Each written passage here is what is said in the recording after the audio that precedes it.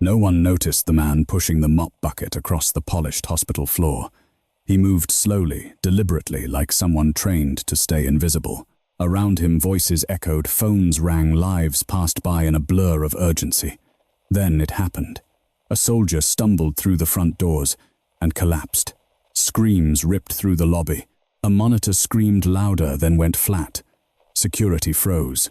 Nurses shouted for help that wasn't there yet, and in the middle of the chaos, the quiet custodian looked down at the body and whispered something no one else heard. 30 seconds. What no one understood, what no one could see, was that this wasn't panic in his eyes. It was calculation, muscle memory, the kind forged in places where hesitation meant death.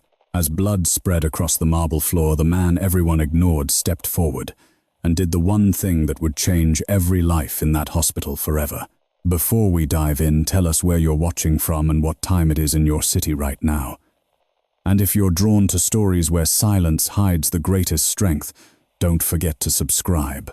This story begins where respect ends, and truth is forced into the open.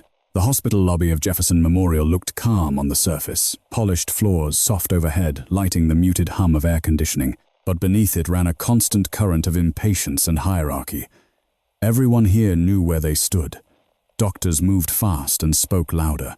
Administrators walked with purpose. Nurses were respected but stretched thin. And people like Ethan Cole, the custodial staff, were barely acknowledged at all. Ethan had worked the afternoon shift for almost a year, long enough to learn which corridors stayed quiet during shift changes, long enough to memorize the blind spots of security cameras without ever meaning to, long enough to understand that the safest way to exist here was to be forgettable. He kept his head down as he pushed his cart past the reception desk. His uniform was clean, pressed more neatly than required, though no one ever commented on it. At 6 feet tall and a solid 200 pounds, he could have looked imposing if he didn't make such an effort to shrink himself. Shoulders slightly rounded, eyes lowered, movements economical, never rushed. A pair of residents stood near the elevators laughing about a mistake made by a night shift intern. Guy almost coded a patient over a typo, one of them snorted. Ethan passed by without reacting, but his jaw tightened for half a second. He'd seen worse mistakes cost lives in places where there were no elevators, no backup, no second chances. He said nothing. He never did. At the security desk, Officer Mark Benson leaned back in his chair, boots crossed, scrolling on his phone. Benson was loud, territorial, and took his job very seriously, especially when it came to reminding others where they ranked. "Hey, Benson," called out without looking up. "Mop bucket doesn't go through here." Ethan stopped. "I'm headed to the east corridor," he said calmly. Benson sighed and finally glanced up. "Use the service hall. Patients don't need to see that." Ethan nodded once. Understood. As he turned his cart around, a woman at the reception desk caught his eye, Nina Alvarez, one of the younger ER nurses. She offered him a small, apologetic smile. It wasn't much, but Ethan registered it anyway. He always noticed things like that, tiny shifts in expression. Who saw him? Who didn't? He pushed the cart down the service hallway, the sounds of the lobby fading behind him. The quiet there felt different, safer, predictable. Predictable was good. Ethan finished his assigned area quickly. Too quickly, according to one supervisor who once joked that he worked like he was being timed. Ethan had smiled politely at that. He always smiled when people joked about him. It kept them comfortable. As he exited back toward the main lobby, a sudden noise cut through the ambient calm. The front doors burst open. Not literally, but the urgency that came with them felt just as violent. Two men in civilian clothes, half dragged, half supported a third figure through the entrance. The man in the middle wore a U.S. Army combat uniform beneath an open jacket, his boots scraping uselessly against the floor. "Help!" one of the men shouted. "He needs help now." The lobby shifted instantly. Conversations died. Phones lowered. Benson stood up straighter. "Sir, you need to. He's bleeding internally," the other man snapped. "We were told this was the closest hospital." The soldier's face was pale, his skin damp with sweat, despite the cool air. His breathing came fast and shallow, each inhale sounding like it cost him something. Ethan stopped moving. He didn't step closer. He didn't react outwardly at all, but inside something ancient and sharp snapped into place. He watched the soldier's gait or lack of one, the tremor in his hands, the way his jaw clenched every time he exhaled. Shock, not the dramatic kind, the quiet, dangerous kind. "ER will be right down," Nina said, as she hurried around the desk, already calling it in. "Let's get him on a gurney." The soldier tried to speak. Whatever he attempted to say never made it past his lips. His knees buckled. One of the men holding him lost his grip. The soldier hit the floor hard. The sound echoed. People gasped. Someone screamed. Ethan's cart rolled forward a single inch before he stopped it again. He didn't move yet. He counted instead. Heart rate too fast. Breathing compensating. Color wrong. The receptionist shouted for a crash team. Benson called for backup, his voice rising as if volume could control chaos. Ethan crouched slightly, not enough for anyone to notice, but enough to see the soldier's eyes. They flicked toward him. For a brief, terrifying moment, there was recognition there. Not personal. Professional. One soldier seeing another, though neither knew it yet. Ethan straightened. This wasn't his place. Not anymore. He reminded himself of that. Repeated it like a rule. Like a law. A gurney appeared from the ER doors, pushed by 2 nurses and a respiratory therapist. The soldier was lifted, his body alarmingly light for a man his size. They started wheeling him away. Ethan exhaled. Then the soldier convulsed. The monitor someone had rushed in screamed as the line flattened. Flatline. The sound cut through the lobby like a blade. Time fractured. Nina shouted orders. A doctor sprinted from the ER, tying gloves as he ran. The soldier's companions backed away, faces drained of color. "Clear the area," Benson barked. Ethan didn't move. He watched the doctor hesitate just half a second, trying to assess a situation that had detonated outside the controlled environment of the ER. Half a second was an eternity. Ethan stepped forward. Sir Benson snapped, grabbing his arm. "You need to get back." Ethan looked at him. For the first time since Benson had known him, Ethan didn't look away. "Let go," Ethan said quietly. There was no anger in his voice. No challenge. Just certainty. Benson froze, confused by the sudden shift. Ethan dropped to his knees beside the gurney, already placing his hands where they needed to be. He didn't ask permission. He didn't announce himself. He acted. "Hey," someone shouted. "That's a janitor." The doctor opened his mouth to object. Ethan began compressions, deep, precise, perfectly paced. The rhythm was unmistakable. Not textbook. Battlefield. Nina stared at him, heart hammering. Something about the way he moved, efficient, unflinching, sent a chill through her. This isn't his first time, she realized. Benson took a step forward, uncertainty warring with protocol. Ethan didn't look up. "Airway in 10 seconds, he said calmly. "If you have a bag, now would be the time." The doctor hesitated, then did exactly what Ethan said.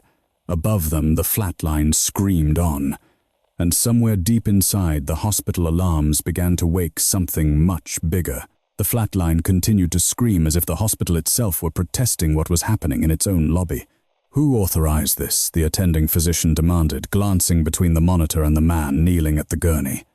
Ethan didn't answer. He didn't need to. His hands never broke rhythm, 2 inches deep, locked elbows, shoulders stacked perfectly over the soldier's sternum. Each compression landed with mechanical precision, not rushed, not hesitant. 30 beats. Pause. Breath. Again. Nina knelt beside him without being told, holding the bag valve mask, her hands trembling slightly as she sealed it over the soldier's face. "I've got airway," she said, surprising herself with how steady her voice sounded. Ethan nodded once. "Good seal," he replied. "Watch chest rise. Don't overbag." The doctor frowned. "Excuse me, who are you?" Ethan didn't look up. Someone who doesn't want him dead. That should have been insubordination. It should have triggered security to pull him away. Instead, no one moved. Because the monitor flickered. Not a heartbeat, just a twitch. A ghost of electrical activity that vanished almost as quickly as it appeared. Nina sucked in a breath. "I saw that." "So did I," Ethan said. "We're not done." The soldier's name tag read PFC Daniel Reyes, 23 years old, 185 pounds. The kind of kid who still carried himself like he hadn't yet learned how fragile the human body really was. Ethan saw all of it in seconds. He also saw what everyone else had missed. Internal bleed, he said. Likely abdominal. Could be ruptured spleen. The doctor bristled. You can't know that. Ethan finally looked up. I can, he said evenly, because I've watched it happen more times than I can count. Benson cleared his throat. Sir, protocol says. Protocol didn't catch him before he hit the floor, Nina snapped, surprising everyone, including herself. Silence followed. The doctor hesitated, eyes flicking between Ethan's hands, the monitor, and the blood pressure reading that barely existed. Get him to trauma 1, he ordered finally. Now, as they began moving, the soldier's body convulsed again. Flatline returned. The gurney jerked to a stop. Ethan didn't swear. He didn't panic. He leaned closer to the soldier's ear. Stay with me, he murmured. You don't get to quit here. His voice was low, almost intimate, like something he'd said before, like something he'd said in places where there were no hospitals, only dirt and fire and screaming radios. He adjusted his hand placement slightly and resumed compressions harder now, faster. The doors to the ER burst open as more staff flooded in. Someone shouted for epinephrine. Another yelled for the defibrillator. Clear, a nurse called. Ethan paused just long enough. The shock hit. The soldier's body arched, then collapsed back against the gurney. Everyone held their breath. The line twitched again. Then barely a rhythm appeared. Not strong, not stable, but alive. A collective exhale rippled through the lobby. They moved again faster, this time wheeling Daniel Reyes through the ER doors and into controlled chaos. Ethan followed until Benson stepped in front of him. Hey, the officer said, less aggressive now. You can't go past this point. Ethan stopped. For the first time since he'd knelt down, the adrenaline ebbed just enough for the weight of what he'd done to settle in. He nodded. Understood. Nina hesitated, then turned back. Wait, what's your name? Ethan opened his mouth. Closed it. Ethan, he said finally. She watched him for a moment, then ran to catch up with the gurney. The ER doors slammed shut. The lobby slowly came back to life, though the energy had changed. People spoke in hushed tones now. Phones came out, messages sent. Whispers traveled faster than footsteps. That janitor, did you see him? He just jumped in. Did security allow that? Benson rubbed the back of his neck, unsettled. Guy moved like he'd done it before, he muttered. Ethan retrieved his mop bucket and pushed it toward the service hallway again. That was what he was supposed to do. Return to the background. Restore order. But his hands shook. Not from fear, from memory. The sound of the flatline echoed in his head, overlapping with another sound, distant, older. A radio crackling in his ear. Someone shouting coordinates. Someone else not making it. He forced himself to keep walking. In Trauma 1, Daniel Reyes was transferred to the table. Surgeons moved quickly, cutting away fabric, calling out vitals. He's crashing, someone said. BP's dropping. Nina glanced toward the door, half expecting to see Ethan there. He wasn't. The attending surgeon frowned at the monitor. We're missing something. She replayed Ethan's words in her mind. Internal bleed. Likely abdominal. Ultrasound, she said suddenly. Now. The image bloomed on the screen. Blood. Ruptured spleen, the surgeon confirmed. Or, now, they moved fast, faster than protocol, faster than comfort. On the roof, the distant thump of helicopter blades grew louder. In the lobby, Ethan leaned against the wall of the service hallway, eyes closed, breathing slow and controlled. He hadn't meant to step in, but once you'd crossed that line, there was no uncrossing it. And somewhere above him, military rotor wash battered the helipad as something far bigger than hospital politics prepared to land. The helicopter's rotors beat the air above Jefferson Memorial like a warning drum. Windows along the upper floors rattled as staff on the helipad scrambled into position. The sound carried down through the stairwells, through ventilation shafts, all the way to the lobby where people stopped mid-step and looked up unease, tightening their faces. Ethan felt it before he heard it. The vibration traveled through the soles of his work, boots up his legs, and settled in his chest with a familiarity he hadn't invited back in years. His breath slowed automatically, each inhale measured, controlled. The same breathing he'd used under incoming fire. The same breathing that kept hands steady when everything else was breaking apart. He opened his eyes. The service hallway was empty, quiet, safe. That was the problem. He pushed himself off the wall and resumed walking mop bucket, rolling softly ahead of him. He told himself he was heading to finish his shift, that this wasn't his concern anymore. But the truth followed him like a shadow. In operating room 3, Daniel Reyes' body lay open under blinding lights. The smell of antiseptic mixed with iron-heavy blood as the surgical team worked with focused urgency. "Suction," the surgeon snapped. "We're losing him." Blood pressure dropped again. Heart rate spiked, then stuttered. Nina stood at the edge of the room, hands clenched inside her gloves. She'd assisted in trauma before, but this felt different. Every decision carried a weight she couldn't shake. She kept seeing Ethan's hands, the way they'd moved without hesitation, the way his voice hadn't risen, not even when the line went flat. "He knew," she murmured. The surgeon glanced at her. "Knew what? What was wrong before we did?" Another nurse chimed in. "That janitor, yeah." He called the spleen before imaging. The surgeon's jaw tightened. Focus. They clamped, cauterized, moved with brutal efficiency. Minutes stretched thin. Outside the ore footsteps echoed heavy, purposeful. 2 men in military uniforms approached, escorted by hospital security. Their posture was unmistakable. Command level. No wasted motion. No uncertainty. Benson stood straighter than he ever had. "Sir," he said, voice sharp, "can I help you?" The taller of the two produced identification so quickly it was almost invisible. "We're here for Private First Class Daniel Reyes." Benson swallowed. "He's in surgery." "We know," the officer replied. "We were informed when his vitals dropped in the lobby." "In the lobby," Benson echoed, confused. The second officer's eyes narrowed. "Yes, that's where he coded, according to the report." Benson hesitated. "That's correct." "Who initiated care?" the first officer asked. Benson opened his mouth, paused. His eyes drifted against his will toward the service hallway. "A custodian," he said finally. Silence followed. Not disbelief. Recognition. "What's his name?" the officer asked. Benson shook his head. "Just Ethan, I think." The officer nodded once. "Find him." Ethan was rinsing his mop in the maintenance room when the door opened behind him. He didn't turn around. "Ethan Cole," a voice said calmly. Not a question. Ethan closed his eyes. So it had found him anyway. He turned slowly. 2 military officers stood there, filling the doorway.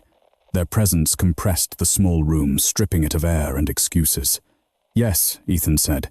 The taller one studied him, not his uniform, not the mop, but his stance. The squared shoulders he hadn't bothered hiding anymore. The stillness. "You performed emergency life-saving measures on a soldier today," the officer said. "I did what anyone should have done," Ethan replied. The officer's mouth twitched slightly.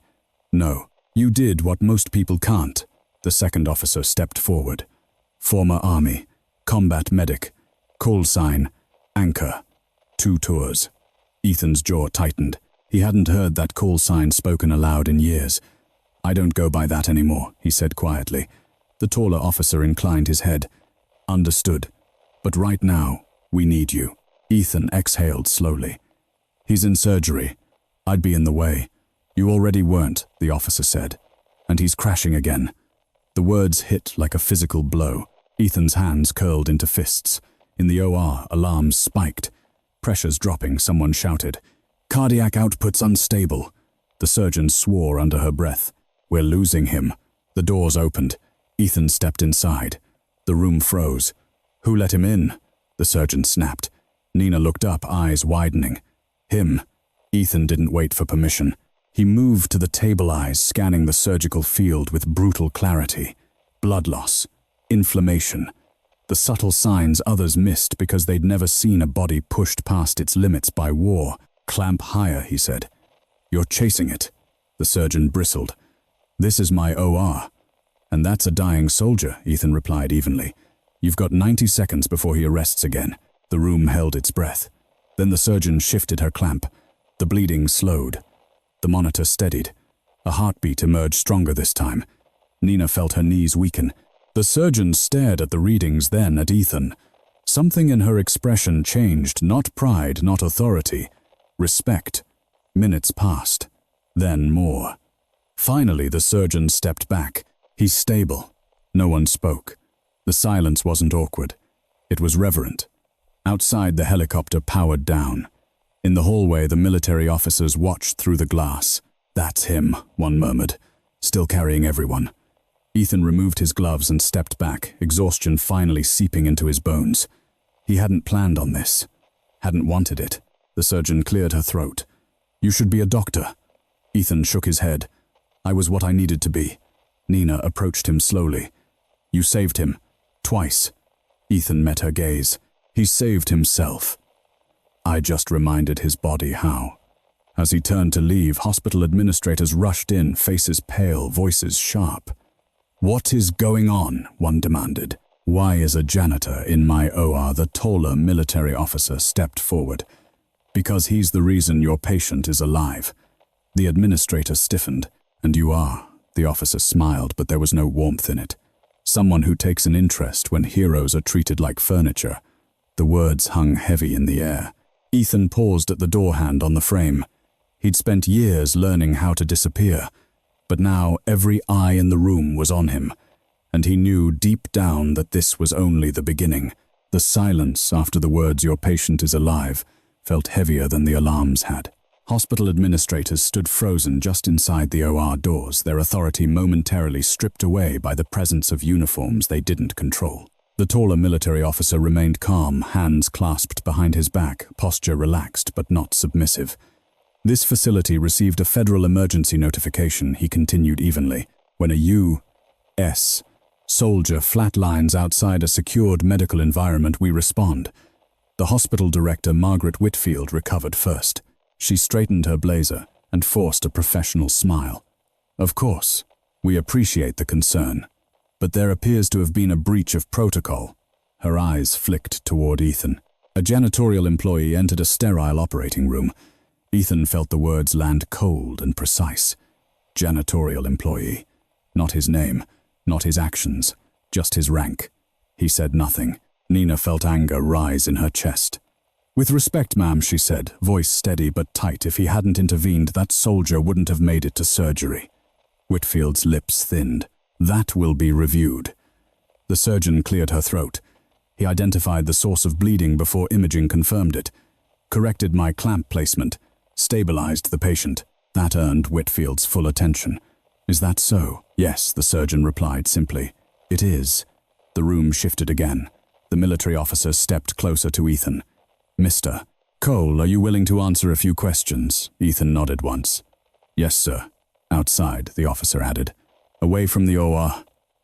They exited into the corridor, the door sealing shut behind them. The hallway buzzed with low voices and suppressed curiosity. Staff pretended not to stare. Phones hovered just out of sight.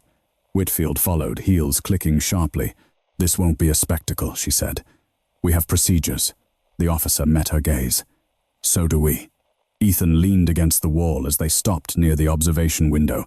The adrenaline that had carried him through the surgery drained fast, leaving behind a dull ache in his shoulders and a familiar pressure behind his eyes. "How long since you left the service?" the officer asked. 7 years, Ethan replied. "Why custodial work?" Ethan didn't answer immediately. "Because it was quiet. Because no one asked questions. Because no one died if he made a mistake." "I needed something simple," he said finally. Whitfield scoffed softly. "Simple.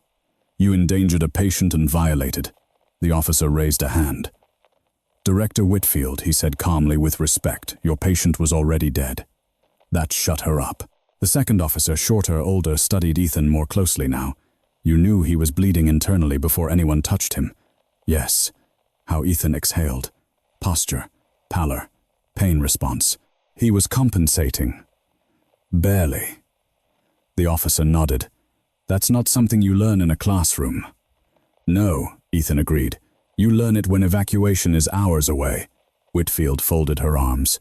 "That may be impressive, but this is a hospital, not a battlefield." Ethan finally looked at her. "Bodies don't care where they're dying," he said quietly. The words landed harder than he intended, or maybe exactly as intended. A tense pause followed, broken by the soft beep of a monitor inside the OR. Stable, still alive. Nina peeked through the door, relief washing over her face when she saw Ethan still there. "He's holding," she whispered. Ethan nodded. The older officer smiled faintly. Good.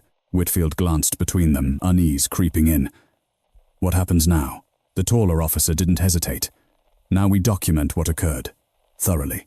And if our internal review finds misconduct, he finished, we'll compare notes. That was a promise. And a warning. Whitfield straightened again.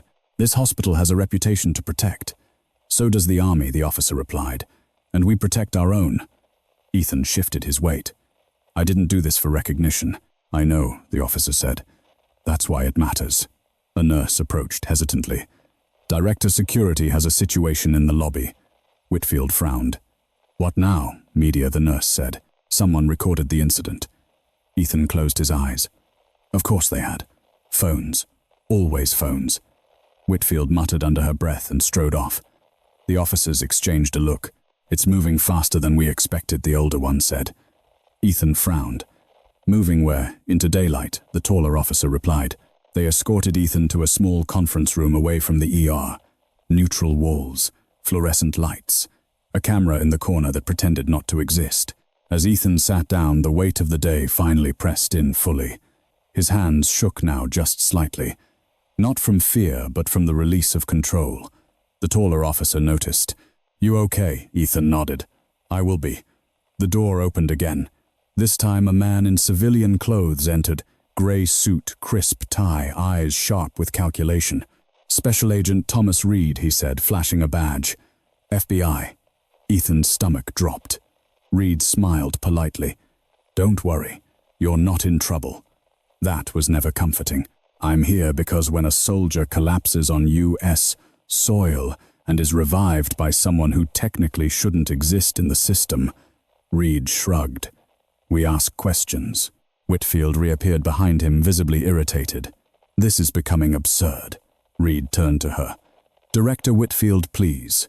If your hospital did nothing wrong, transparency should be easy. She said nothing. Reed sat across from Ethan. You ever consider going back, teaching consulting? Ethan shook his head. I'm done. Reed studied him. Funny thing about being good at saving lives. The world has a hard time letting you quit. Ethan didn't respond. A knock came at the door. Nina peeked in eyes bright with something between relief and awe. He's awake, she said. The room went still. Daniel Reyes regained consciousness, she continued. First thing he asked was who pulled him back. Ethan swallowed. The taller officer stood. Looks like someone wants to thank you. Ethan hesitated. He'd faced firefights without blinking, had made decisions that haunted him for years. But this terrified him. Because gratitude came with expectations, with visibility, with responsibility. He stood, anyway. As they walked toward the recovery room, voices echoed down the hall, reporters, administrators, security scrambling to contain a story already slipping out of their hands. Ethan stopped just outside the door. Through the glass he saw the soldier alive, breathing, eyes open. A life returned. Behind him the FBI agent spoke quietly. Whatever you think this is, Ethan Reed said, it's bigger. Ethan stared at the man he'd saved. He knew that. And for the first time since he'd left the battlefield, he wasn't sure he could walk away.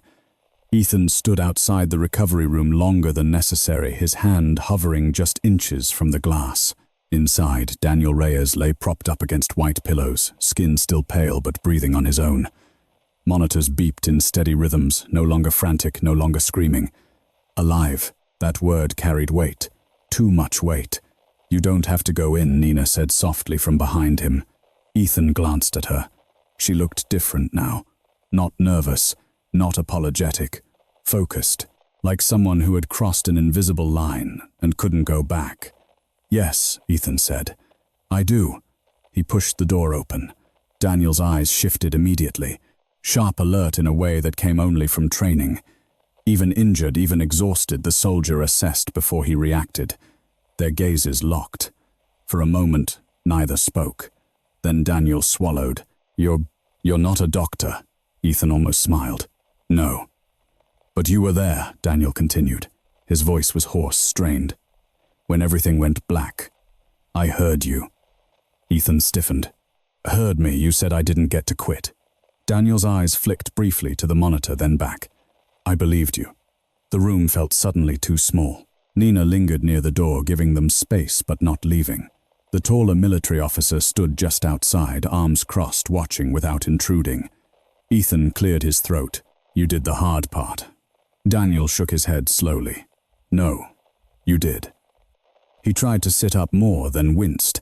"Easy," Ethan said, automatically stepping closer, one hand hovering near Daniel's shoulder before he stopped himself. "Old habits, dangerous habits." Daniel studied him again. "You military, used to be." Daniel nodded. "I could tell." That simple statement hit harder than any praise from administrators or officers. "You moved, like my medic," Daniel continued, "like you'd done it under fire." Ethan didn't deny it. "What's your MOS?" Daniel asked. Ethan hesitated. Nina held her breath. 68W, Ethan said finally. "Combat medic." Daniel's eyebrows lifted. "No kidding." A faint smile tugged at his lips, then faded. "They told me it was a janitor who jumped in." Ethan shrugged. "That's accurate too." Daniel laughed weakly, then coughed. "Guess rank doesn't mean much when you're bleeding out on a hospital floor." "No," Ethan agreed. "It doesn't." There was a knock at the door, soft but firm. Director Whitfield stepped in, her expression carefully neutral. Behind her stood two hospital lawyers, their presence unmistakable. "Private Reyes," she said. "I'm glad to see you recovering." Daniel frowned slightly. "Thank you, ma'am." Whitfield turned to Ethan.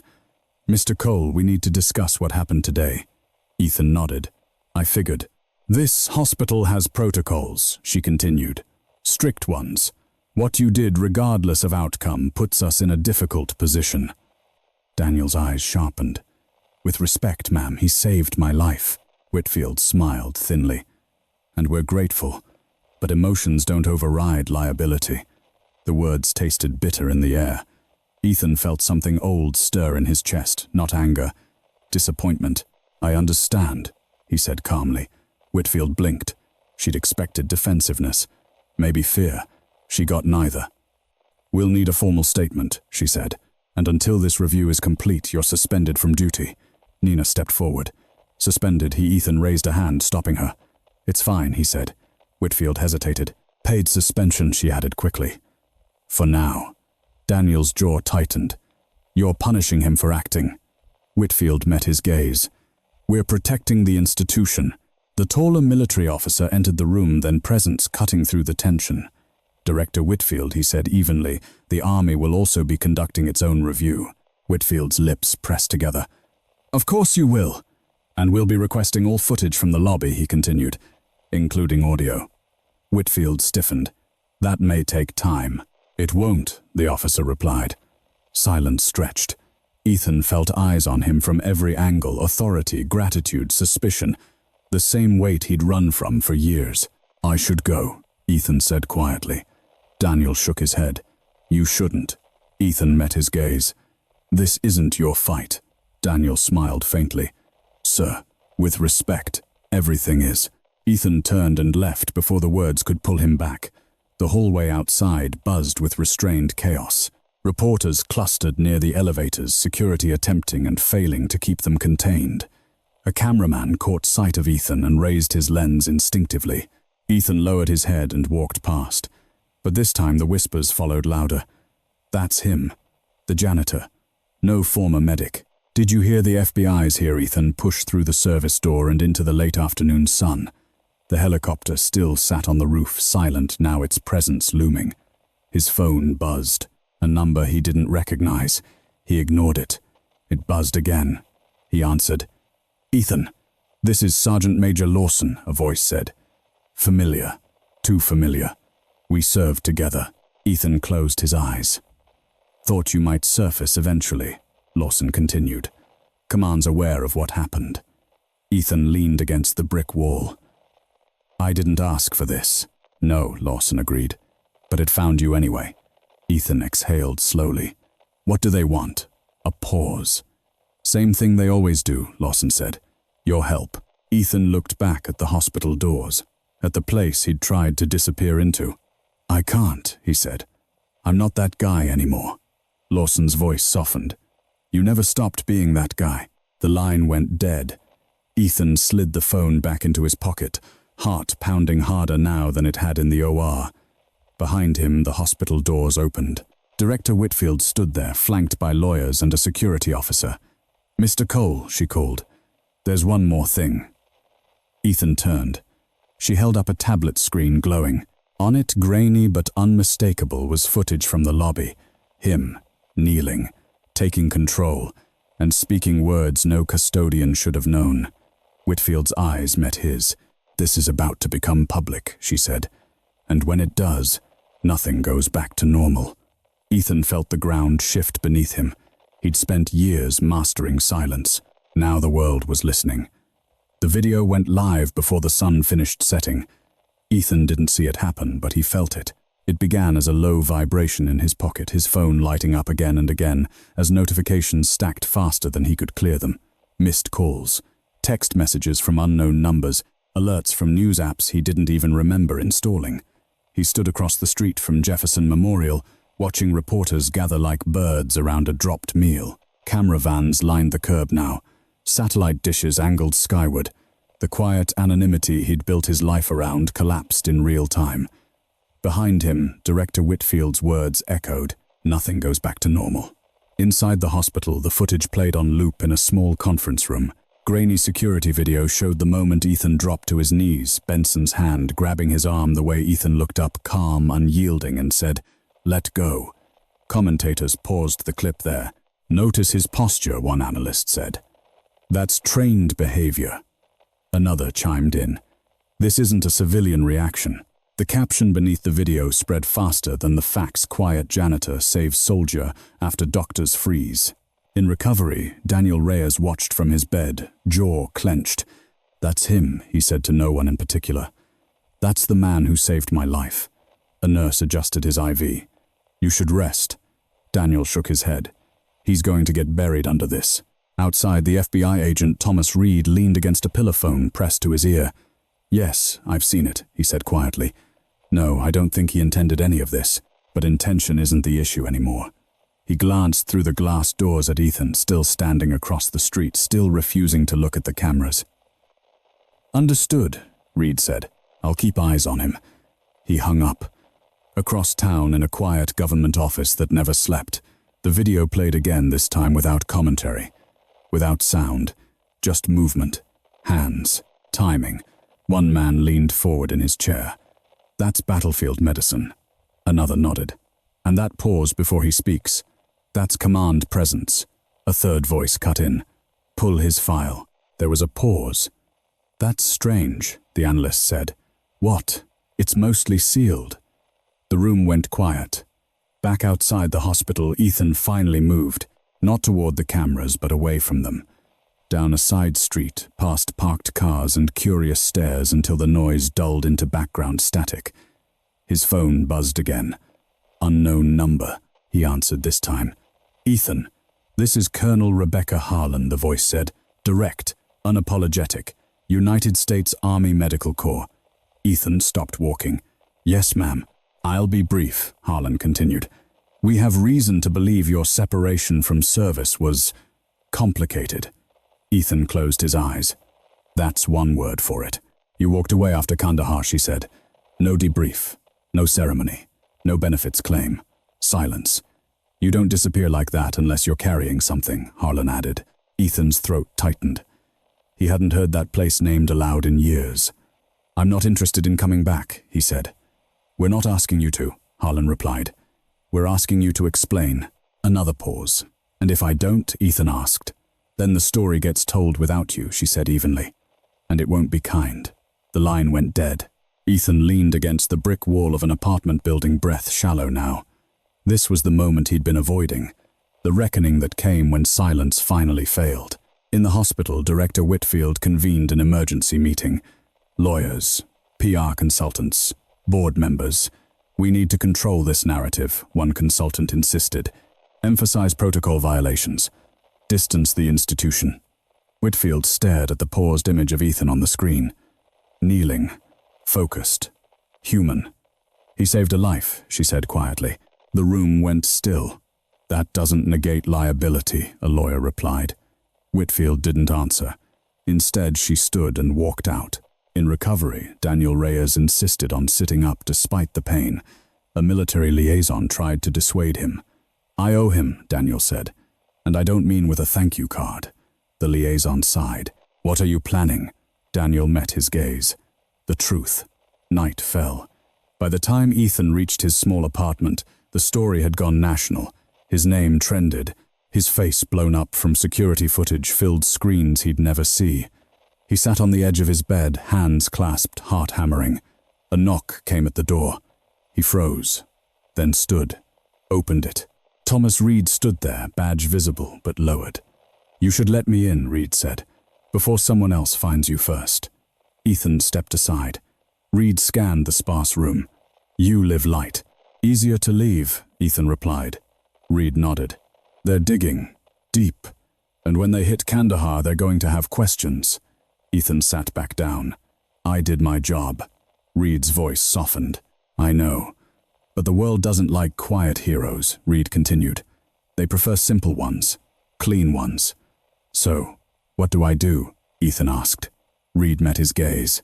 You tell your story, before someone tells it for you. Ethan looked down at his hands, the same hands that had saved Daniel Reyes, the same hands that had failed others. Outside, sirens wailed in the distance. Somewhere, a helicopter lifted into the night sky. Ethan knew that sound too. He looked back up. When he asked, Reed didn't hesitate. Soon, he said, because once the army speaks, silence won't be an option. Ethan leaned back, eyes closing as the weight of the past pressed in. The battlefield he'd escaped had finally followed him home. Morning came without mercy. Ethan hadn't slept. He sat at the small kitchen table in his apartment, a mug of cold coffee untouched in front of him, watching sunlight creep across the floor like an intruder. Every sound felt amplified, the hum of the refrigerator footsteps in the hallway, distant traffic starting its daily rhythm. His phone lay face down, silent now. That silence felt temporary, borrowed. A knock came at the door. Not urgent, not aggressive, controlled. Ethan stood, every muscle already tight, and opened it. Colonel Rebecca Harlan filled the doorway. She wore civilian clothes, but nothing about her posture was casual. Two men stood a few steps behind her, unobtrusive but unmistakably present. Ethan Cole, she said. May we come in? Ethan stepped aside. Harlan took in the apartment with a quick glance, no photos, no personal clutter, nothing that anchored a life. She nodded faintly as if that confirmed something. I won't waste your time, she said once they were seated. What happened at Jefferson Memorial forced a review of several sealed matters. Ethan leaned back in his chair. I didn't ask for that. No, Harlan agreed, but you triggered it. She slid a folder across the table. Ethan didn't open it. Kandahar, she continued. Field Hospital Bravo 7, mass casualty event. You were lead medic. Ethan's jaw tightened. You made a call, Harlan said. A bad one, according to the report. Ethan finally met her eyes. According to someone who wasn't there. Harlan held his gaze. Tell me what happened. Ethan exhaled slowly. There were too many of them, he said. Too many wounded. Not enough blood. Not enough time. The words came carefully, now measured like steps across unstable ground. I prioritized the ones who could still be saved, he continued. One officer didn't make the cut. Silence settled between them. He outranked me, Ethan said quietly. People didn't like that. Harlan nodded. You followed triage protocol. Yes, but the officer's family didn't see it that way, she added. Neither did his superiors. Ethan looked away. They needed someone to blame, he said. I was convenient. Harlan closed the folder. Your record shows no misconduct, no negligence, just fallout. Doesn't feel that clean, Ethan replied. No, she agreed. It rarely does. One of the men behind her shifted. Colonel Media's escalating. Harlan stood. Which brings us to why we're here. She looked back at Ethan. You can stay silent. Let the narrative paint you as a reckless janitor who got lucky. Ethan didn't respond. Or, she continued, you can testify, on record, about Kandahar, about Jefferson Memorial, about the choices no one wants to own. Ethan felt his chest tighten. And if I don't, Harlan's voice softened, then others will speak for you, and they won't be kind. The knock at the door came again, this time louder. Ethan froze. Harlan turned. That won't be us. Ethan opened the door. Director Whitfield stood there, flanked by a hospital attorney and a public relations consultant. Her face was pale, eyes tired. "We need to talk," she said. Harlan stepped forward. "I believe he's occupied." Whitfield stiffened. "This concerns my hospital." "And my soldier," Harlan replied. The two women studied each other, authority colliding in the narrow doorway. Whitfield broke first. "Daniel Reyes has requested to speak publicly." Ethan's heart sank. "He's barely out of surgery," Ethan said. "He insists," Whitfield replied, "and the press is already outside." Harlan cursed under her breath. Ethan closed his eyes. At the hospital, the lobby had transformed overnight. Banners of cable networks hung from balconies, microphones clustered like weapons. Daniel Reyes sat in a wheelchair near the entrance, flanked by military personnel and a nurse. He looked thinner, weaker, but his eyes were steady. When he saw Ethan step through the doors, he straightened. "That's him," Daniel said, voice carrying despite the noise. "That's the man who saved my life." Cameras snapped instantly. Ethan felt the room tilt. "I collapsed in that lobby," Daniel continued. "Doctors were seconds away, but seconds matter." And he didn't hesitate. A reporter shouted, "What's his name?" "Ethan Cole," Daniel said clearly. "Former combat medic." The murmurs surged. Whitfield stepped forward, attempting control. "We are reviewing internal protocols," Daniel cut her off. "With respect, ma'am, your protocols didn't see me." Silence followed. Ethan stood frozen, every instinct screaming to pull Daniel back to shield him from this. But it was too late. "This man was treated like he didn't exist," Daniel continued, "until I died on his floor." The words hit hard. Harlan watched from the side, jaw tight. An FBI agent leaned toward her. "This is going to blow." "Yes," Harlan replied, "but not the way they expect." Daniel turned to Ethan. "You told me I didn't get to quit," he said. "I'm telling you the same thing." Ethan swallowed. The press surged forward, questions overlapping. "Is it true you left the army under investigation? Were you punished for Kandahar? Why were you working as a janitor?" Ethan felt the weight of every unspoken memory pressed down. Harlan stepped beside him. "Mr. Cole will be making a formal statement," she said firmly. "At the appropriate time." Ethan looked at her. She met his gaze. "This is the moment," she said quietly. That night, Ethan sat alone in a small briefing room deep within the hospital. A camera faced him. A microphone blinked red. Reed stood off to the side. "Once this starts," he said, "there's no stopping it." Ethan nodded. He thought of Kandahar, of Jefferson Memorial, of the bodies that had trusted him. "Whenever you're ready," Reed said. Ethan leaned forward, hands clasped. "For the record," he began, voice steady despite everything, "my name is Ethan Cole, and I need to tell you about a choice I made on a battlefield, and why I would make it again." The red light burned brighter. Outside, the crowd waited, and for the first time, Ethan didn't step back into the shadows. The red light on the camera didn't blink. It burned. Ethan stared at it for a long second, long enough for the room to feel smaller, tighter, like the inside of a transport helicopter before takeoff. The hum of the equipment faded, replaced by another sound entirely. Wind, distant gunfire, a radio crackling with half-heard commands. For the record, he repeated, grounding himself in the present, "My name is Ethan Cole." His voice was calm. That surprised even him. "I served as a combat medic with the U.S. Army. 2 tours. Most of my job wasn't heroic. It was math." He paused, choosing his words carefully. "Who had a chance? Who didn't? How much blood we had left? How much time?" Thomas Reed stood against the wall, arms crossed, eyes fixed on Ethan. He'd seen confessions before. This wasn't one. This was testimony. "Kandahar wasn't one bad decision," Ethan continued. "It was 1,000 impossible ones stacked on top of each other." The room remained silent, except for the faint whir of the camera. "We were hit with a mass casualty event," Ethan said. IED followed by small arms fire. "We were overwhelmed within minutes. I was lead medic on site." He swallowed once. "I triaged based on survivability. That's not cruelty. That's doctrine." He leaned forward slightly now, hands still clasped. One officer, Captain Aaron Wallace, was brought in with catastrophic injuries. Massive blood loss. No airway. No response to pain. I made the call to move past him. The name landed heavy in the room. Because if I hadn't, Ethan said quietly, 4 others would have died. The camera kept rolling. They lived, he said. The report says that part too.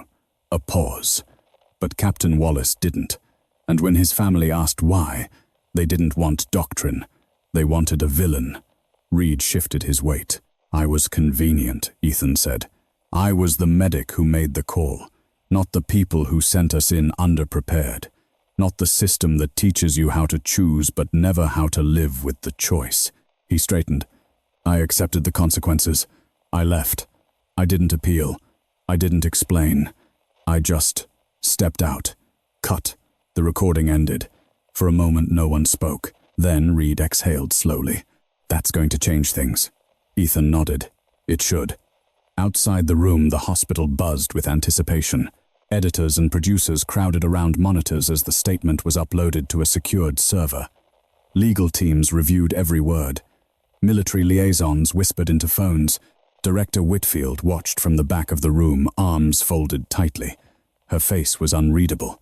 He just admitted to bypassing an officer, one board member murmured. He admitted to following protocol, Whitfield replied.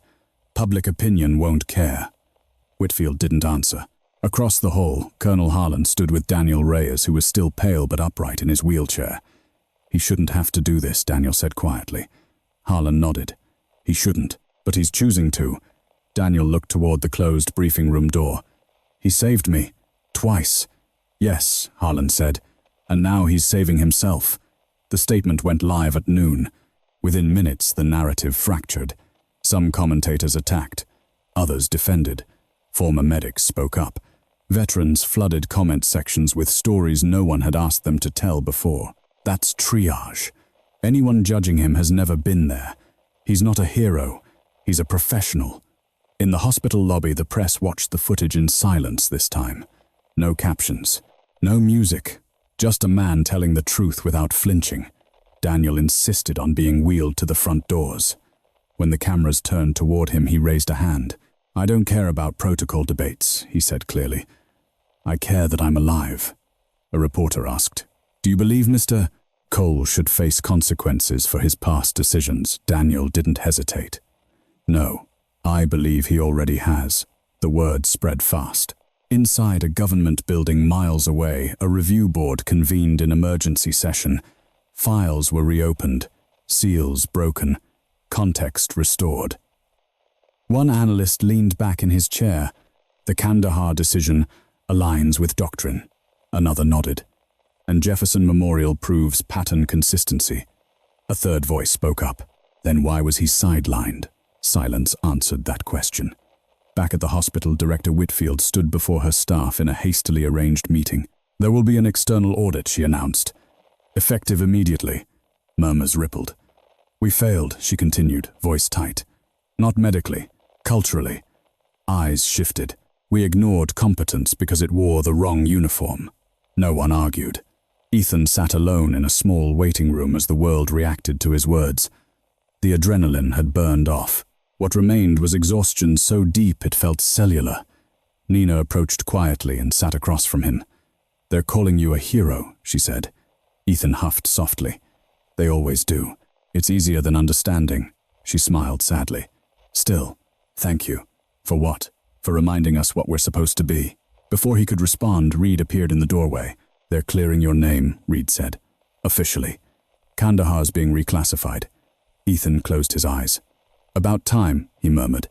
And the hospital, Ethan asked. Reed hesitated. That's complicated. Ethan nodded. He'd expected that.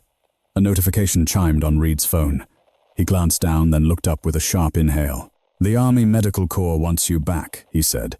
Not enlisted. Advisory. Training. Policy. Ethan didn't answer immediately. Outside, the helicopter on the roof lifted off, rotors chopping the air, the sound echoing through the building one last time.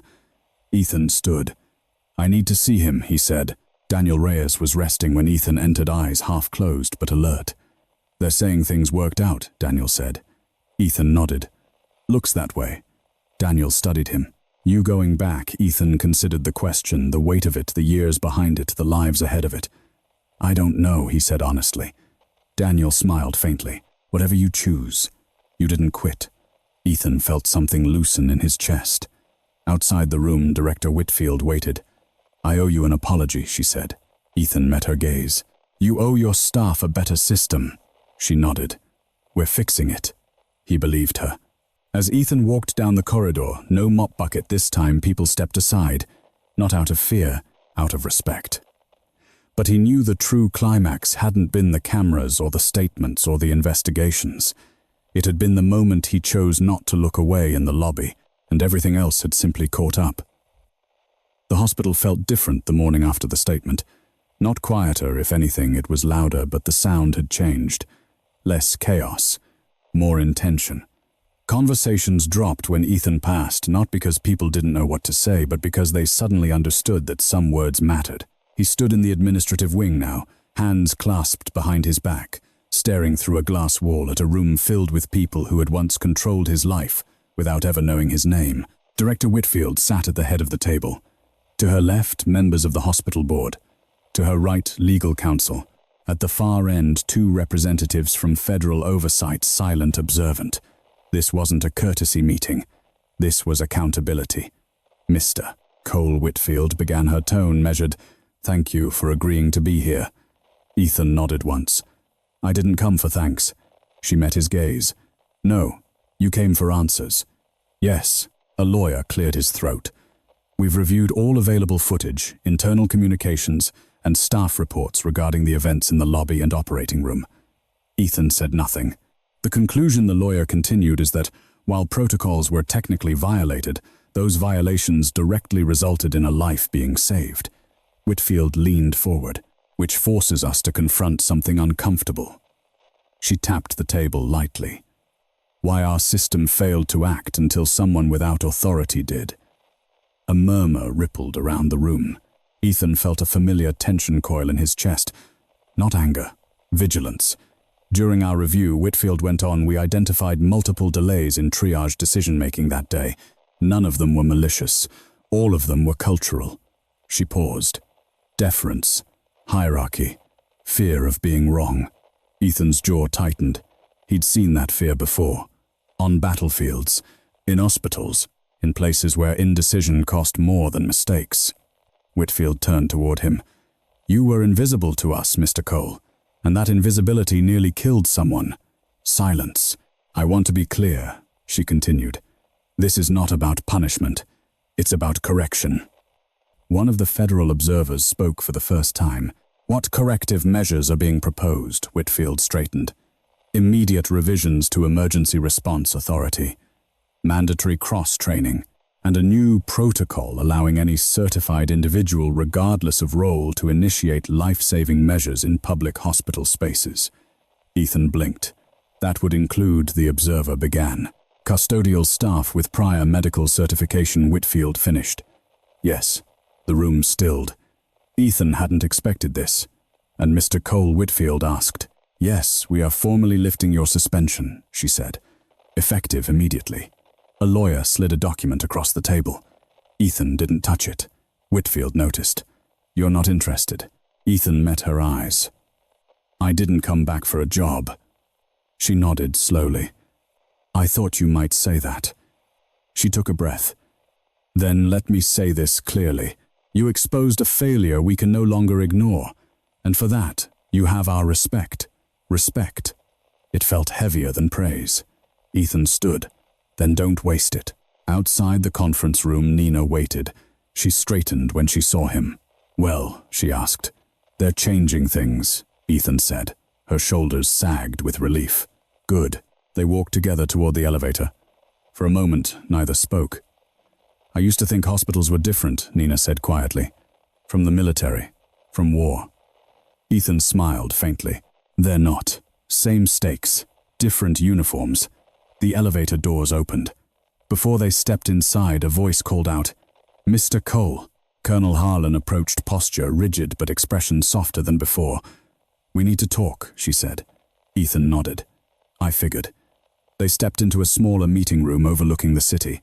Sunlight spilled through the windows, catching dust in the air. I won't sugarcoat this, Harlan said.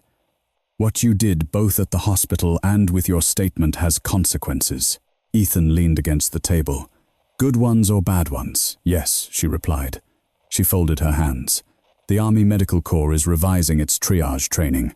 Your experience is now part of that discussion. I'm not coming back, Ethan said again. Harlan held up a hand. Not in uniform. Ethan hesitated. We want you as an independent advisor, she continued. No rank, no command, just truth. Silence stretched. And if I say no, Ethan asked. Harlan didn't flinch. Then we'll keep making decisions without the one person who's lived with the cost of them. That hit harder than any threat. Ethan turned toward the window, looking out at the city below. Cars moved in neat lines. People crossed streets without thinking about how fragile everything really was. I walked away because I didn't trust myself anymore, he said quietly. I didn't trust what I'd become.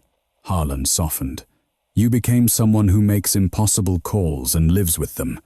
Ethan looked back at her. That's not a gift. No, she agreed. It's a responsibility. A knock interrupted them. Daniel Reyes entered, moving slowly but under his own power now. A nurse hovered nearby. I hope I'm not interrupting, Daniel said. No, Harlan replied. You're right on time. Daniel turned to Ethan. I heard the meeting went well. Depends how you define well, Ethan said. Daniel smiled. I define it as people finally listening. He shifted his weight, wincing slightly. I'm being transferred tomorrow. Rehab. They say I'll make a full recovery. Ethan exhaled. I'm glad. Daniel studied him. They're asking what I want to do next. Career-wise. Ethan raised an eyebrow. Daniel shrugged. Funny how a near-death experience rearranges priorities. He met Ethan's gaze. I told them I want to train as a medic. Ethan froze. You serious? He asked. Daniel nodded. If I hadn't had one like you, I wouldn't be here. Something warm and painful bloomed in Ethan's chest. Don't do it because of me, Ethan said. I'm not, Daniel replied. I'm doing it because now I know what the right person at the right moment looks like. Harlan watched them, expression unreadable. Ethan, Daniel added softly, whatever you decide next. You didn't fail back there. Ethan swallowed. I know, he said. I just forgot. That afternoon, Ethan walked through the hospital one last time. Not as a custodian, not as a medic, just as a man who had been seen. Staff nodded as he passed. Some thanked him. Others simply moved aside. In the lobby, the marble floor gleamed. No blood, no chaos, just space. Ethan paused where Daniel had collapsed. He closed his eyes for a moment. Then he turned and walked out. The world waited not to judge him this time, but to ask what came next. Ethan didn't plan to come back to the hospital that night, but the call came just after dusk, when the sky outside his apartment had turned the color of bruised steel, and the city lights flickered on like a nervous system waking up. It wasn't Colonel Harlan. It wasn't Reed. It was Nina. Ethan, she said, breathless. We've got a problem. He sat up immediately. What kind of problem? The kind that doesn't show up on a monitor, she replied. And the kind you should hear about before it explodes. 10 minutes later, Ethan was back at Jefferson Memorial, slipping through the side entrance that security now held open for him without question. That change alone unsettled him more than the call itself. Nina met him near the nurse's station, eyes tired but sharp. Administration announced the new emergency authority protocol this afternoon, she said as they walked. Anyone with verified certification can initiate life-saving measures in public spaces. Ethan nodded. That's what they said they'd do. Yes, Nina replied. And a few people didn't take it well. They stopped outside a conference room. Inside, raised voices leaked through the door. Undermines chain of command. Sets a dangerous precedent. Next thing you know, orderlies will be intubating patients. Ethan exhaled slowly. This is about control, he said. Nina nodded. And ego. They stepped inside. 3 senior physicians sat around the table along with 2 department heads and 1 risk management officer. The air was thick with irritation. When Ethan entered, the conversation died abruptly. One of the doctors, Paul Hendricks, a veteran attending with decades of authority behind him, leaned back in his chair. Well, Hendricks said coolly, if it isn't the reason we're rewriting policy. Ethan met his gaze. I didn't ask for that. No, Hendricks replied. You forced it. Silence. Risk management cleared her throat. Doctor, Hendricks has expressed concerns about dilution of clinical authority. Concerns, Hendricks repeated. That's one word for it. He leaned forward. Hospitals run on hierarchy for a reason. Not everyone is qualified to make critical decisions. Ethan nodded. I agree. Hendricks blinked, momentarily thrown. But Ethan continued. Qualification doesn't always come with a title. A murmur rippled around the table. Hendricks' jaw tightened. You're suggesting experience trumps structure. I'm suggesting experience informs structure. Ethan replied calmly. And that structure should never paralyze action. Hendricks scoffed. Easy to say when you're not liable. Ethan stepped closer to the table. I carried liability on my back for years, he said quietly. It just didn't come with malpractice insurance. That landed. One of the department heads shifted uncomfortably. We're not questioning your intentions, Mr. Cole. Ethan looked at her. Then don't question the change. Hendricks stood. This hospital is not a battlefield. Ethan held his ground. No, but people still die when no one acts. The room fell silent again. Risk management sighed. This isn't going away, is it? No, Ethan said. Because it shouldn't. Hendricks stared at him for a long moment, then shook his head. You're turning medicine into improvisation, Ethan replied evenly. I'm turning it back into responsibility. He turned to leave. Behind him, Hendricks spoke again, quieter now. You really believe this will make things better? Ethan paused at the door. I believe it will make things honest. Outside, Nina let out a breath she'd been holding. That went better than I expected, she said. Ethan shrugged. Resistance means it matters. They walked down the corridor together. What are you going to do now? Nina asked. Ethan didn't answer right away. That night he stood on the roof of his apartment building, city spread out below him. Somewhere in that grid of light were people making decisions that would never make the news. Decisions that would matter anyway. His phone buzzed. A message from Colonel Harlan. They've approved the advisory role. National scope. Training reform. Your voice would carry weight. Ethan stared at the screen. Another message came in, this one from Daniel Reyes. Started the paperwork. Medic training track. Thought you should know. Ethan smiled faintly. A third notification followed. An email from Jefferson Memorial. Subject formal apology and invitation. He didn't open it. Instead, he sat on the edge of the roof legs, dangling over the city, and let the noise wash over him. For years, he'd believed silence was the only way to survive. But silence, he was learning, could also be a way of hiding from responsibility. The next morning, Jefferson Memorial held a staff assembly. No press, no cameras. Director Whitfield stood at the front. We failed a man, she said plainly, and in doing so, we almost failed a patient. Eyes shifted. No one argued. We are changing how we listen, she continued. And who we listen to, she gestured toward Ethan standing off to the side. This hospital owes its future to someone it once refused to see. A quiet ripple of applause moved through the room. Not thunderous, earnest. Ethan felt uncomfortable. Whitfield continued. Mr. Cole has declined a permanent position. That drew murmurs. But she added he has agreed to consult on training and emergency response. Ethan blinked. That wasn't what he'd decided. Whitfield met his gaze, a silent question in her eyes. Ethan hesitated, then nodded. The applause returned stronger this time. Later in the lobby, Ethan stood alone again, watching patients pass through. Some rushed, some limped, some waited. Nina approached him, holding 2 coffees. She handed him one. Looks like you're staying, she said. Ethan took the cup. Looks like I am. She smiled. Good. Across the lobby, Dr. Hendricks watched them for a moment. Then, unexpectedly, he walked over. I don't like how this happened, Hendricks said bluntly. Ethan nodded. Fair. But Hendricks added, I can't argue with the result. He extended his hand. Ethan shook it. That afternoon, as Ethan prepared to leave, an alarm sounded, not shrill, not panicked, but urgent. A patient collapsed near the entrance. Staff moved instantly this time. No hesitation, no frozen glances toward authority. A resident dropped to their knees. A nurse cleared space. Someone called for a crash cart. Ethan didn't step forward. He didn't need to. The system worked. As the patient was stabilized and wheeled away, Ethan felt something settle inside him, a tension he hadn't realized he'd been carrying.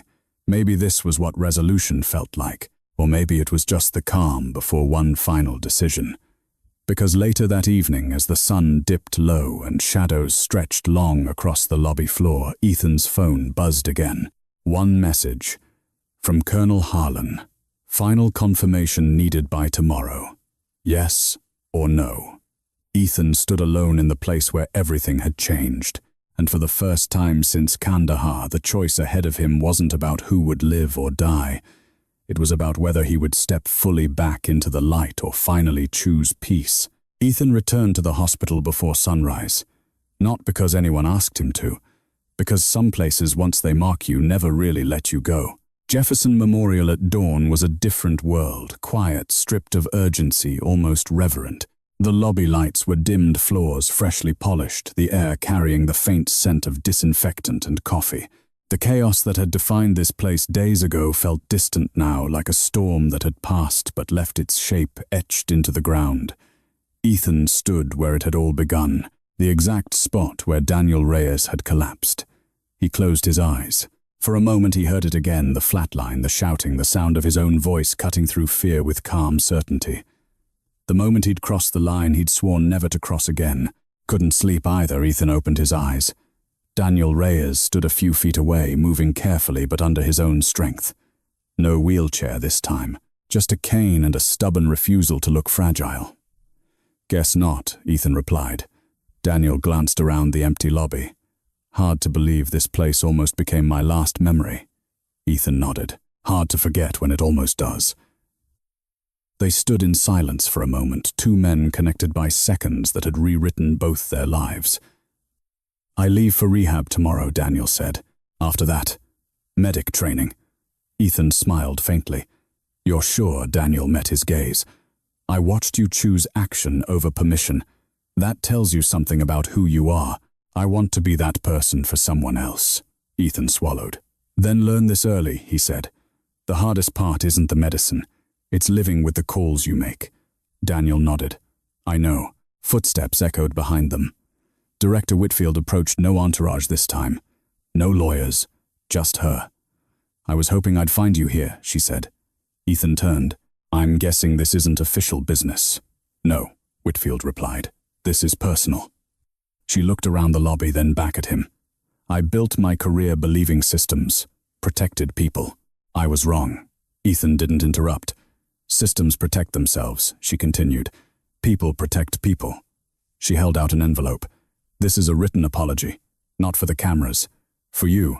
Ethan accepted it but didn't open it. I'll read it, he said. Later. Whitfield nodded. You changed this hospital, Ethan, whether you stay or not. He met her eyes. Then, make sure it stays changed. I will, she said, and for the first time he believed her. As she walked away, Daniel shifted his weight. So he said, big decision today. Ethan exhaled slowly. Yeah, Daniel smiled. Whatever you choose, I'm alive because you didn't stay quiet. Daniel turned and walked toward the elevators, leaving Ethan alone once more.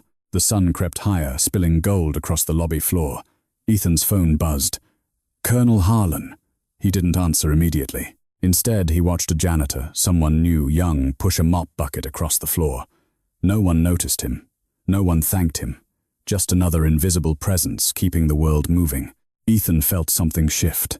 He answered the call. Yes, he said simply. Harlan's voice came through steady but unmistakably relieved. Understood. We'll proceed. After he hung up, Ethan didn't feel triumph. He felt alignment. Later that day, a small ceremony took place in a quiet conference room. No press, no speeches, just signatures and handshakes. Ethan's role was defined carefully, advisor on emergency medical decision-making and ethical triage. No rank, no command, just truth drawn from lived experience. Before he left, Nina caught him near the exit. You're really doing it, she said. Ethan nodded. Part-time, on my terms. She smiled. Good. The world needs people who don't confuse authority with competence. He chuckled softly. That might be the nicest thing anyone said to me. As he stepped outside, the wind picked up. Above him, a helicopter passed in the distance, not landing this time, just moving on. Ethan watched it go. For years, helicopters had meant endings, evacuations, bodies lifted away. This time, it meant continuity. Weeks later, Jefferson Memorial released a quiet internal report. No headlines, no outrage, just facts. Emergency response times improved. Decision-making sped up. Staff reported greater confidence, acting under pressure. Lives were saved not because of one man, but because one moment forced honesty. Ethan returned, occasionally consulting, observing, correcting gently when needed. And every time he walked through the lobby, he noticed something new. People noticed each other. Months later, Ethan stood in a training room facing a group of young medics, military and civilian, mixed together. He didn't lecture. He told them a story. About a lobby. About a soldier. About silence. "You won't always have time," he said quietly. "You won't always have permission. But you will always have responsibility." The room was still. "If you remember nothing else," Ethan continued, "remember this: titles don't save lives. People do." When the session ended, one trainee lingered. "What if we get it wrong?" she asked. Ethan met her eyes. "Then you live with it," he said. "But you never live with doing nothing." That night, Ethan returned home, the city humming beneath his window. He sat down, finally opened the envelope Whitfield had given him, and read the apology. It wasn't perfect. Neither was he. But it was honest.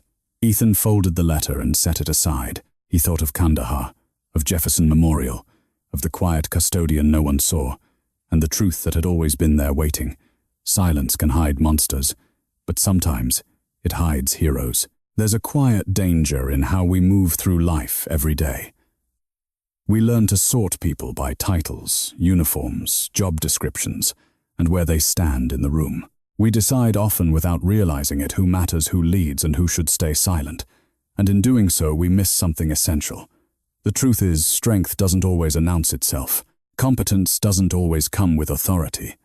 And the people carrying the deepest responsibility are often the ones no one is looking at. This story isn't just about a hospital or a battlefield. It's about moments when hesitation costs more than mistakes. When doing the right thing means stepping forward without permission. When courage looks less like confidence and more like calm under pressure. In real life, you won't always be rewarded for acting with integrity. Sometimes you'll be questioned. Sometimes you'll be ignored. Sometimes you'll pay a price simply for caring enough to act. But the lesson is this: doing nothing leaves a heavier weight on your conscience than doing your best with the information you have. People don't remember titles in moments of crisis. They remember who showed up. If this story resonated with you, share your thoughts in the comments. Have you ever witnessed someone being underestimated only to reveal incredible strength when it mattered most? Where are you watching from? And what time is it there right now? And if you value stories that remind us to see people more clearly, to act with courage, and to choose responsibility over silence, make sure to subscribe. There are many more stories waiting to be told.